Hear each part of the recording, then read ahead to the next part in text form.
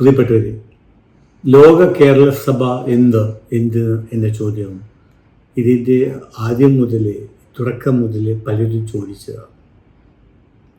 ഞങ്ങൾക്കൊക്കെ സംശയമുണ്ടായിരുന്നു. പക്ഷേ കഴിഞ്ഞ 3 ലോക കേരള സഭ കൂട്ടായ്മകളിൽ പങ്കെടുക്കാനും കാര്യങ്ങൾ ചർച്ച ചെയ്യാനും വിശദീകരിക്കാനും അവസരമുണ്ടായപ്പോൾ ഒരു കാര്യം ഞങ്ങൾക്ക് ബോധ്യപ്പെട്ടു.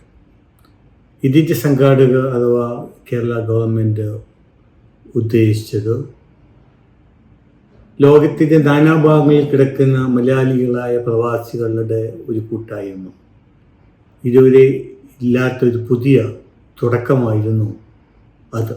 ലോകത്തിൻ്റെ വിവിധ മേഖലകളിലുള്ള അല്ലെങ്കിൽ ചിതറിക്കിടക്കുന്ന പ്രവാസി മലയാളികളെ ഒരു കുടയ്ക്ക് കീഴിൽ കൊണ്ടുവന്ന് അവരെ ഗവൺമെൻറ്റുമായി ഏകോപിപ്പിക്കാനോ ഗവൺമെൻറ്റുമായി ബന്ധിപ്പിക്കാനുമുള്ള ഒരു സംവിധാനം എന്ന നിലക്കാണ് ഞാൻ ഇതിനെ കണ്ടത്.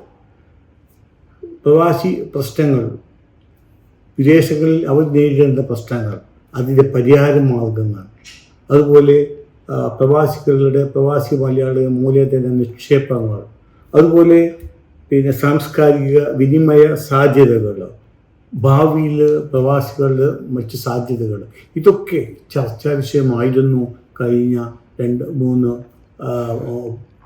ലോക കേരള സഭ സമ്മേളനങ്ങളിൽ. അതേക്കുറിച്ച് ചർച്ച ചെയ്യുകയും ഒരു പരിധിവരെ പല നിർദ്ദേശങ്ങളും നടപ്പിലാക്കാൻ കഴിയുകയും ചെയ്തിട്ടുണ്ട്. ഇനിയും പല കാര്യങ്ങളും നടപ്പിലാക്കാൻ ബാക്കിയുണ്ട്.